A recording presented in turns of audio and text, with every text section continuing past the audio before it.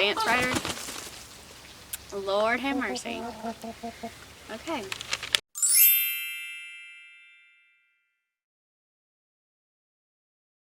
Hey y'all, it's Hannah and welcome back to my channel, and hello if you are new here, and welcome to a video of my beginner series. Today I'm going to be talking about questions that you need to ask when you are buying a horse, so questions you need to ask the owner of the horse you're looking at. These are all of the questions that I could think of, so I'm sure there's more questions that you need to ask, but these are the ones that I came up with. So I have them written down here. I have 2 pages of questions that I'm going to be giving y'all today. I'm also going to be making a video of 5 common mistakes that beginners make when buying a horse. So when I have that video uploaded, I will have it linked down in the description box. Please give this video a thumbs up if you found it helpful, so it will be easier for other people to find this video. And please subscribe to my channel if you would like to see more of my future videos. So yeah, let's just get started.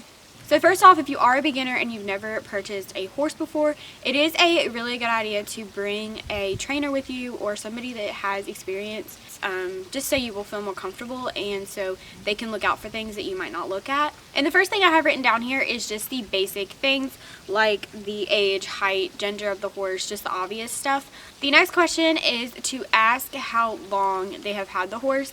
A lot of the times when somebody has only had the horse for like a month or 2, it's kind of weird that they're selling. So if somebody's had the horse for like years and years, then it probably will make you feel a little bit better that they're selling it after years of having it instead of just getting the horse and then they're trying to turn around and sell it. And also keep in mind that people scam people all of the time when buying horses, so they could make up this entire story of, you know, they've had the horse since it's been a baby, or they've had the horse for years.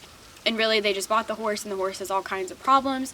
A lot of people will drug the horse when you come to see it, just so they'll act one way, they'll act calm while you're there. So yeah, you just want to look out for all of those things. And that leads into the next question, which is to ask why they are selling the horse. The next question is to ask if they have any bad habits or vices that you need to look out for or that you need to be aware of. The next one is their current diet and routine. Find out what they are feeding, their turnout routine, everything like that. And also, when you go to look at a horse, do not do anything with the horse until the person does it, or like the owner of the horse. Make the owner groom the horse, make the owner ride the horse before you do anything with the horse. For safety reasons, you could get on the horse and the horse would freak out. You know, you have no idea, you don't know anything about this horse. No matter what the owner has told you, make sure that they feel comfortable being around the horse, because if they don't feel comfortable, you know, grooming the horse, catching the horse, riding, doing groundwork with the horse, then there is a problem. So be sure that you are watching them do everything with the horse, and then you can groom the horse, ride the horse, and all that stuff. And the next thing is wanting to make sure that they are up to date on everything, all of their vaccines, having their feet done, their teeth done, deworming, all of that kind of stuff. And if you are interested in a horse, it is a good idea to have them vet checked, just to make sure everything checks out okay. The next question is, how is the horse with other horses and dogs, like other animals and things like that. The next one is, what's their temperament like? Kind of try to figure out, you know, what triggers them, what makes them nervous, things like that. The next question is, are they used to being turned out alone or in a herd? With other animals, just kind of what their turnout routine is. Cars. I don't know why I chose to film this when everybody's coming home from work, but I did.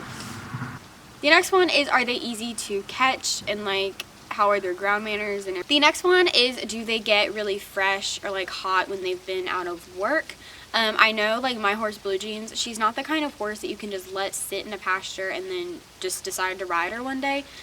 She's the kind of horse that needs to be, you know, ridden a certain amount of times a week. She needs to, you know, have groundwork done. She's not the type of horse that can just sit and then you ride her and then like she's completely herself. So you just want to ask, you know, like, how is the horse after it's sitting? Which, like I said before, just be careful because people lie all the time. The next question is, what level of rider do they need? Which is kind of like the previous question. If you get a horse that's really hot or fresh, when you take them out of the pasture, when they haven't been ridden in a couple weeks, they probably aren't really for a beginner rider. So horses like that probably need a more intermediate to advanced rider. Ow, leave me alone. Ow. Oh my gosh. Callie, leave me alone. Go. Lord have mercy. Okay. And the next question is, what tack do they use? Do they use any special tack? Find out, you know, what their saddle size is, all of that kind of stuff. The next question is, find out what they've been trained to do and what discipline that they do and if they'll work for your discipline. The next question is, do they load okay? Are they okay with trailers and all that kind of stuff being loaded, traveling? Just figure out how they are with that. And the next question is, are they okay to be on trails alone? You know, if they prefer to be with other horses while they're on trails, or, you know, just how they do on trails in general.